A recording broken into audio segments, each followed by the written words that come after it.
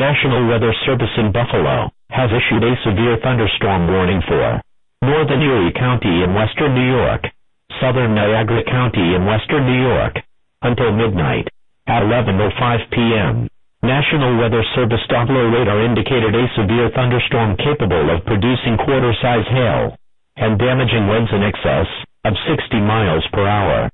This storm was located 4 miles south of Grand Island, or near Kenmore, and moving east at 35 miles per hour. Some locations in the warning include Grand Island, Tonawanda, Amherst, Harris Hill, Akron. In addition to large hail and damaging winds, continuous cloud-to-ground lightning is occurring with this storm. Move indoors immediately. Lightning is one of nature's #1 killers. Remember, if you can hear thunder, you are close enough to be struck by lightning. Repeating, a severe thunderstorm warning has been issued until midnight for the following counties: Erie and Niagara County in western New York,